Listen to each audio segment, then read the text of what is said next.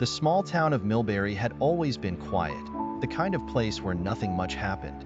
Surrounded by dense woods and miles from the nearest highway, it had an air of stillness, of things long past.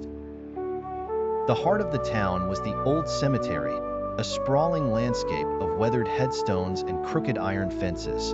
It was a place people avoided after dark, not out of fear, but respect, except for Harold. Harold Pritchard was the cemetery caretaker, a grizzled man in his 60s with a face as craggy as the stones he tended. He had been in charge of the graves for as long as anyone could remember, and he knew every inch of that sacred ground. He lived in a small, creaky house at the edge of the cemetery, just close enough to keep watch over his domain. For years, Harold had gone about his duties with a quiet devotion. He tended the graves, trimmed the grass, and made sure the dead rested undisturbed. He had never married, never had children. His life was the cemetery, and the cemetery was his life. But lately, something had changed. The graves felt different, heavier, as if they were holding something back. Harold couldn't explain it, but he could feel it in his bones. It was a chill that seeped into his skin, a whisper on the wind that tugged at the edges of his mind. One night, as the autumn leaves swirled in the moonlight, Harold found himself drawn to the cemetery's oldest section. The air was colder there, the shadows darker. As he wandered among the stones, he noticed something strange. A grave, one that had been undisturbed for centuries, was open. Harold's heart pounded in his chest as he approached the gaping hole. He shined his flashlight inside, but the beam was swallowed by darkness. He stood there for a moment, breathless, until he felt something at his back. Slowly, he turned around.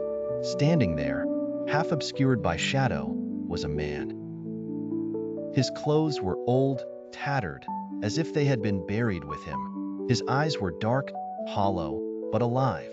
Harold recognized him, though the face was gaunt and drawn, like a man who had seen more than he should. "Do you remember me, Harold?" the man asked, his voice a rasping whisper. Harold's throat tightened. He did remember. The man's name was Thomas Graves, a resident of Millbury who had disappeared 50 years ago. They had never found his body, though the town had buried an empty coffin in his memory. "What are you doing here?" Harold asked, his voice trembling. Thomas smiled, a cold, bitter smile. "I've been waiting, Harold, waiting for you to find me. You were the last one to see me alive. Did you know that?" Harold felt the ground shift beneath him. Memories came flooding back, of a fight, a flash of anger, a shove, and then nothing. "I didn't mean to," Harold stammered. "It was an accident."